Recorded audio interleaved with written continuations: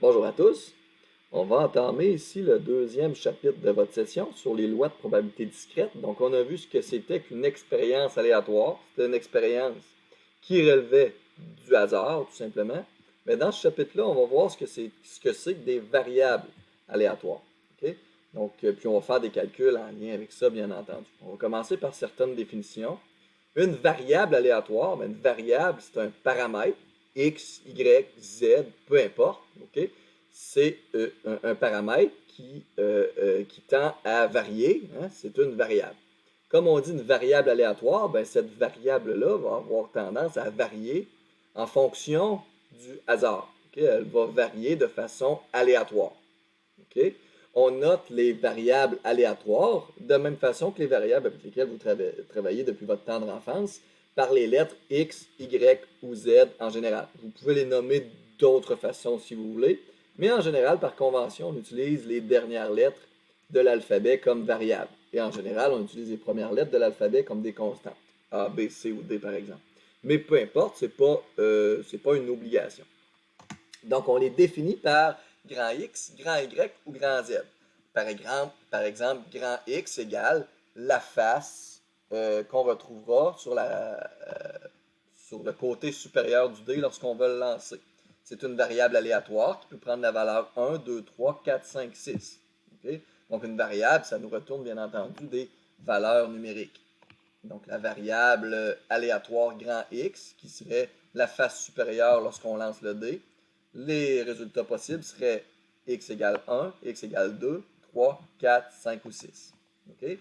Et à toute variable, en général, on peut associer à ça des fonctions. Hein? Un y qui serait associé à ce x-là. Ben, pour les variables aléatoires, ce y-là va nous retourner la probabilité que ce x-là prenne la valeur désirée. OK? On va définir ça de façon peut-être un peu plus rigoureuse en lisant mes notes de cours. Je vais juste lire ce qui est là pour être sûr d'avoir rien oublié.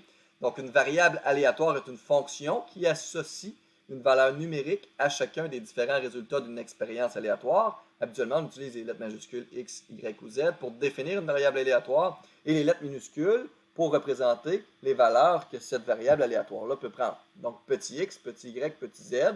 Petit x serait égal, dans mon cas, dans mon exemple précédent, à 1, 2, 3, 4, 5 ou 6, les valeurs que peut avoir la face supérieure de votre dé. Une variable aléatoire grand X, on dit que f de x est la distribution de probabilité. Okay? Donc ça, c'est le y que je vous parlais tout à l'heure. La distribution de probabilité ou la fonction de probabilité, c'est dire la même chose. Okay? Si, pour chaque valeur de x, elle nous retourne, pour chaque valeur de x, la fonction vous retourne la probabilité que votre variable aléatoire prenne cette valeur de x-là. On va faire des exemples, ça va peut-être être un peu plus parlant que de voir ces symboles-là. Ici, j'ai écrit deux propriétés des fonctions de probabilité qui sont très logiques, très intuitives. Donc, une fonction de probabilité ne peut pas vous retourner autre chose qu'une valeur numérique entre 0 et 1, parce que c'est une probabilité. Si tu fais un calcul et que tu obtiens une probabilité négative, refais tes calculs, c'est sûr que tu as fait une erreur. Tu ne peux pas avoir une probabilité de moins 2% qu'un événement se produise, bien entendu. Le minimum, c'est 0. Puis réciproquement, le maximum, c'est 1. Tu ne peux pas avoir plus de 100% de chance qu'un événement se produise. Donc, une probabilité. La fonction de probabilité, chaque valeur, chaque y de la fonction de probabilité va vous retourner des valeurs numériques entre 0 et 1 inclusivement. Et ce symbole-là veut dire somme. Vous l'avez déjà vu en méthode quantitative pour calculer des moyennes ou des écarts types, par exemple. Bien, la somme des valeurs pour y doit te retourner 1. Dans un sens que si tu fais la somme des probabilités pour chacun des événements possibles, ça te retourne 1. La probabilité d'avoir un 1 additionné la probabilité d'avoir un 2, d'un 3, d'un 4, d'un 5 et d'un 6 en lançant un dé, va te retourner 100%. Il ne peut pas se passer d'autre chose que ça. Donc, la somme des valeurs de votre fonction de probabilité doit nécessairement vous retourner 1. Ça peut être des stratégies. On peut utiliser ça en guise de stratégie pour abréger nos calculs ou simplifier nos calculs. On va se faire un petit exemple qui, j'espère, va vous parler plus que cette théorie-là. Donc ça, c'est vraiment théorique pure. Là. On va faire des exemples, vous allez mieux comprendre, je pense. Donc en 2012, on avait 44% des nouveaux-nés qui étaient de rang 1 Un nouveau-né qui est de rang 1, c'est un nouveau-né qui est le premier enfant de la mère. Okay? On note le rang de naissance de 2 enfants qui sont nés la même journée dans un certain hôpital. On voudrait compléter la distribution de probabilité de la variable aléatoire suivante, grand X. Donc ça, c'est votre variable aléatoire. Elle peut prendre des valeurs numériques, ça veut dire. Nombre d'enfants de rang 1 parmi les 2 nouveaux-nés sélectionnés ce jour-là dans l'hôpital. C'est une variable aléatoire, grand X, que j'ai définie dans mon contexte. On va aller regarder petit x. Je vais faire ça avec ma souris. J'aime pas ça travailler avec un crayon. Donc, on va aller voir petit x. Donc, grand x et petit x pour les différencier, moi, puisqu'ils se ressemblent beaucoup quand je les dessine, je vais mettre une barre en dessous du grand x. Petit x n'aura pas de barre. Donc, grand x peut prendre des valeurs différentes, des valeurs numériques. Combien d'enfants de rang 1 est-ce qu'on peut obtenir en allant sélectionner 2 nouveaux-nés?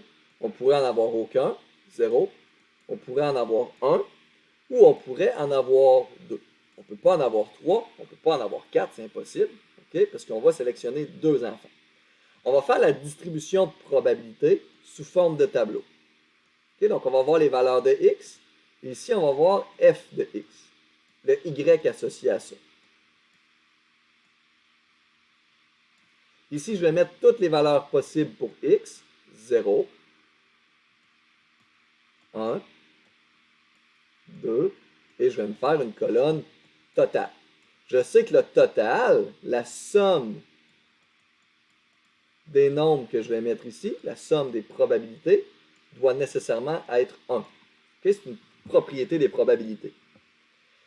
On va aller regarder maintenant chacune de ces probabilités-là. Donc, la probabilité d'avoir aucun enfant de rang 1, la probabilité d'en avoir 1, la probabilité d'en avoir 2. On va commencer par f de 1. Quand je dis f de 1, c'est la probabilité que x égale 1. Donc, c'est égal à la probabilité que x égale 1, grand X égale 1. OK? Non, je vais commencer avec 0. Excusez, je ne vais pas commencer avec 1. J'avais oublié mon cas 0. Donc, je recommence. Donc, je vais faire f de 0. C'est la probabilité que grand X égale 0. Si je relis mon contexte, ça nous dit quoi? C'est la probabilité que mon nombre d'enfants de rang 1 parmi les 2 nouveaux-nés est égal à 0. On va aller calculer la probabilité que nos 2 enfants sélectionnés ne sont pas de rang 1. On a quoi? On a que 44% des nouveaux-nés sont de rang 1. Donc, la probabilité qu'un enfant soit pas de rang 1, c'est l'inverse de ça. C'est donc 56% de chance qu'un enfant sélectionné ne soit pas de rang 1. Donc, ici, pour calculer la probabilité que les 2 enfants ne soient pas de rang 1, il faut absolument que le premier ne soit pas de rang 1. On a 56% de chance que cela arrive. Et on veut que le deuxième aussi ne soit pas de rang 1. On a donc 56% multiplié par 56% va nous donner la probabilité que les 2 enfants ne soient pas de rang 1. Ça nous donne 31,4%. La probabilité d'avoir aucun enfant de rang 1 parmi les 2 nouveaux-nés sélectionnés, c'est 31,4%. On écrit ça dans notre tableau, 31,4%. Donc, vous voyez, pour chaque valeur de x, on va écrire la probabilité. Ça va nous donner la fonction ou la distribution de probabilité de cette variable aléatoire-là. On va aller faire f de 2. Je vais vous dire pourquoi on va faire f de 2 en premier.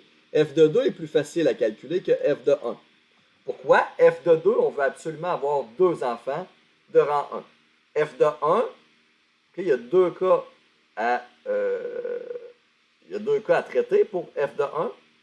F de 1, c'est la probabilité qu'il y ait un seul enfant de rang 2, un seul enfant de rang 1 parmi les 2 sélectionnés.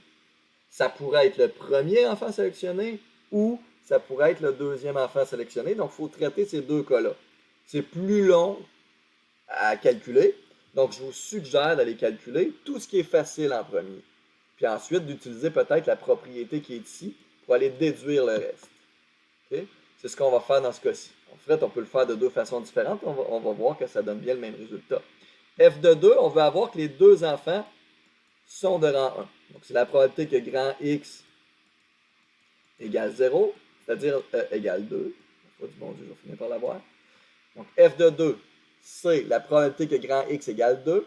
C'est donc la probabilité que mon nombre d'enfants de rang 1 parmi les deux nouveau-nés soit en fait de 2. Ben, mon premier enfant a 44% de chance d'être un enfant de rang 1 et mon deuxième aussi. Donc 44 multiplié par 44%, bien entendu, est égal à, ça va nous donner 19,4%. Comme ça. Ça, c'est la probabilité que grand X égale 2. 19,4%. Pour aller calculer f de 1, qui est en fait la probabilité que votre variable aléatoire grand X égale 1, qui est en fait la probabilité d'aller sélectionner un seul enfant de rang 1 parmi les deux nouveaux-nés qu'on va sélectionner. Okay, on pourrait se dire, je vais faire le calcul ici au long si vous voulez, si jamais vous ne voyez pas la stratégie. On veut soit avoir que le premier enfant n'est pas de rang 1, on a 56% de chance que cela arrive, et on veut que le deuxième enfant soit de rang 1. Ça, c'est une possibilité. Ou, j'additionne ça avec la probabilité que le premier enfant soit de rang 1 et le deuxième ne l'est pas. Donc, 44% multiplié par 56%. Okay? Si vous faites ce calcul-là, ça va vous donner 49,3%. Oh, 0,3, excusez. 0,4, donc 0,3%. C'est la réponse qu'on va écrire ici dans notre tableau, 49,3%. Mais la stratégie qu'on aurait pu utiliser pour aller trouver f de 1, c'est bien entendu de dire c'est 100% moins le 30 moins f.